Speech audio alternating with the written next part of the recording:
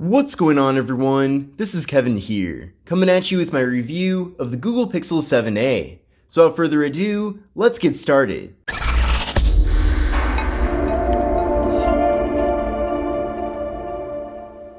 Now for full disclosure, I did buy this phone with my own money, despite being part of Team Pixel. Now, Pixel has sent me other phones in the past, but I did actually acquire this one on my own. Now, this device does feature an MSRP of $499 for the factory unlocked model of it, and I will be linking to the phone in the video description so you can see the most up-to-date pricing and availability, as I'm sure that will change as time goes on. I also want to point out too that this phone is being offered in a variety of different colors, and this one is called Sea. So sea like the ocean, so sea blue. So I think it looks really nice, definitely a big fan of it, and it is my favorite color of the various colors that did launch with the Pixel 7a. Now before I get too far into things here with the Pixel 7a, let's see what all comes included in the box. So here's the box, and as you can see it is very slim. Now we do have a picture of the phone on the front here, and then on the back you can see it says Team Pixel. And then inside of the box we have a double-sided USB-C cable for charging and data transfer, and then we also have a USB OTG adapter. But unfortunately there is no USB wall adapter included, so you will have to provide that on your own. Now with this device, we're getting a very large 6.1 inch display. Now this display does feature OLED technology, and it does have a 90 Hz refresh rate. So with that faster refresh rate, you're basically getting a smoother experience when navigating around the operating system, and overall it makes the phone just feel a bit more premium. Now you definitely could go up a notch at 120 Hz like we're getting with the Pixel 7 Pro, but I have a feeling for many people 90 Hz will be good enough. Now the display itself is 1080p, so everything's very crisp and clear here. It also gets decently bright, and we are getting a PPI 429. Now this phone does feature a 20:9 aspect ratio, so a more narrow but taller form factor, and we're getting an 81.8% screen to body ratio. So pretty small bezels all throughout, as you can see. And then another thing I like about this phone as well, is that we are getting pretty squared off corners. Now with the upcoming Pixel 8 series, it is a bit more rounded, and I know that this is more of a personal preference kind of thing, but I just feel like when the corners are more squared, it's a bit more efficient as far as actually having a lot of usable space here. But again, this display is really good, so if you want to use it for going on social media or watching video content or really anything, you're going to have a great experience here. And then since it is OLED, we're also getting really good viewing angles as well. So overall, this phone feels a lot more expensive than it really is, and it really doesn't even feel like it's a mid-range device. Now up top here, we do have a hole punch for the front-facing camera, and that front camera is 13 megapixels. Now stay tuned for later on in the video though, as I'll be showing you a variety of different photo and video samples from all the various cameras here on the device. Now internally here with the phone, we're getting 128 gigabytes of storage. However, there is no microSD card expansion. So I know many people do prefer to put a microSD card into their device to add additional storage, but unfortunately, you can't do that here. But at least with 128 gigs, that is a pretty decent amount of storage, and that should get you pretty far. Now with this device, we are getting wireless charging, which is really nice. So you can simply put the phone on a wireless charger, and then from there, you'll be able to recharge it. And then that wireless charging ability here is rated at up to 7.5 watts. Now keep in mind though that you do have to use a wireless charger that can recharge it up to 7.5 watts to actually get that full charging speed. Now with the Pixel 7a, we are getting an in-display fingerprint sensor, and it works really well, and it's nice and fast and accurate. So I'm definitely a big fan of that, and really no downsides with it. And also with this device, we are getting face unlock, so I do appreciate that we have multiple methods here for accessing the phone. And then in addition to that 13 megapixel front-facing camera, we're also getting a dual camera setup on the back of the phone with a 64 megapixel main camera and a 13 megapixel ultra wide angle camera that can capture images at up to 120 degrees. Now here's how things look on the camera app, and this phone has been updated to Android 14, so keep that in mind. And then with that, we're getting a new style here for the camera app itself. So now when you're switching between photo and video mode, you do that down here, and then when you make that switch, the bottom slider here then changes the various options to match whether you're in video or photo mode. So that's really nice. But here's how things look with the standard main camera right now. And then from here, we can switch over to the ultra wide angle camera to fit a lot more content into a single frame. We can also then head over to portrait mode to get those nice blurred out backgrounds. And then we can also flip around to the front facing camera, take portrait selfies, or if you want to, you can also take standard selfies And what's nice as well is that there is an option here to crop out slightly to take group selfies so that you get a little bit more space to fit in multiple people. And then over here in video mode, for the rear camera, we're getting up to 4K at 60 FPS. And then for the front-facing camera, we're getting 4K at 30 FPS. So overall, that's really impressive, and you should definitely expect to get from all the various cameras here on the phone pretty much flagship level quality. Now, I am going to show you in a second some photo and video samples from the device, and I'll let you be the judge of that quality because you'll see it for yourself. But again, this phone really has some of the best cameras out there for a phone in this segment. But let's now take a look at some photo samples from the Pixel 7a. So again, I'll let you be the judge of the quality here, but I've been very happy with it. We're really getting top-notch cameras here on this device, and of course also with the Tensor processor giving us AI, it does use a lot of artificial intelligence to further enhance the look of those various photos. But if you're a serious mobile photographer, you'll have no complaints with the Pixel 7a just because of how good the quality actually is.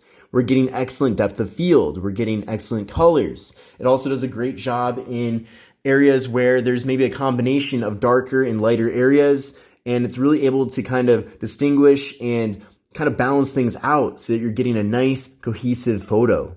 So I'm really happy with the quality, and I really can't say anything better about the quality of the images from this device. But I'm also curious to know what you think. Definitely let me know. But again, I am very happy with the camera quality from the Pixel 7a. But let's now take a look at some video samples from the Pixel 7a. What's going on, everyone? This is Kevin here, coming at you with a 4K front-facing test video from the Google Pixel 7a. Definitely let me know what you think of both the video and audio quality. And here's a 4K test video using the main rear camera with the Google Pixel 7a.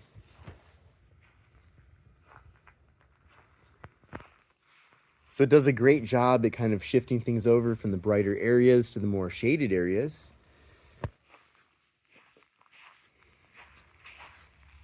We also have very quick autofocus in video mode, which is good.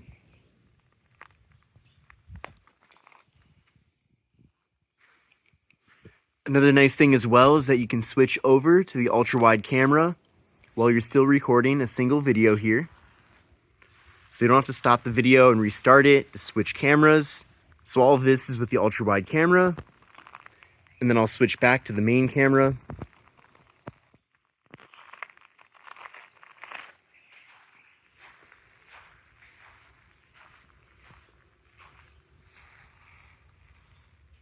Now internally here with the Pixel 7a, we're getting 8GB of RAM paired up with the Google Tensor G2 processor. Now that's a really solid amount of RAM that we're getting here with the device, almost a flagship level of RAM. And in fact, with the newly announced Pixel 8, that phone actually also comes with 8GB of RAM. So just know that they're not giving you a low amount of RAM, that's for sure.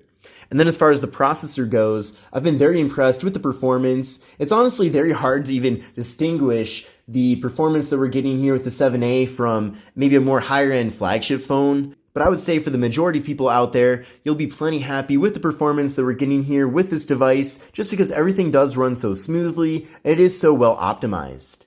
Now initially, you might notice that the phone might run a little bit on the warmer side, but that's mostly during the setup process, and that did go away after about a day. Another benefit too with this device is that it does support 5G connectivity, so at this point in 2023, you can still get by without 5G support. However, I do recommend getting a phone that is 5G compatible because then you'll be able to use your carrier's latest and greatest network. Now, if you are curious about the benchmark scores from this phone, I have updated to Android 14 as I mentioned, so I did want to rerun the benchmark test, and here are the scores that I got from that test.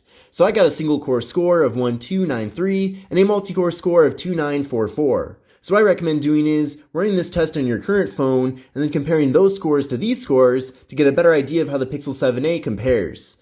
But again, between the scores and then also my experience of using the phone, I've been very happy with the performance that we're getting here. Now with the Pixel 7a, we're getting a 4,385 milliamp hour internal battery, so a pretty large battery, and then the phone is compatible with up to 18 watt fast charging. So 18 watts is pretty decent, not necessarily the fastest fast charging out there, but certainly still better than nothing. And you will want to make sure that you are using a wall adapter that does allow you to get that 18 watt fast charging ability there, because if you, for example, pair this phone up with a wall adapter that maxes out at 10 watts, then you won't be able to recharge any faster than 10 watts. So just something to keep in mind there. And then when it comes to the software, Pixel is really well known for giving you one of the best Android experiences out there. We are getting a near stock version of Android 14. Now the phone has since been updated to Android 14 from Android 13. And well, it is pretty much stock, like I said. We are still getting some proprietary features unique to Pixel devices, and I have gone over many of those in my dedicated tips and tricks video.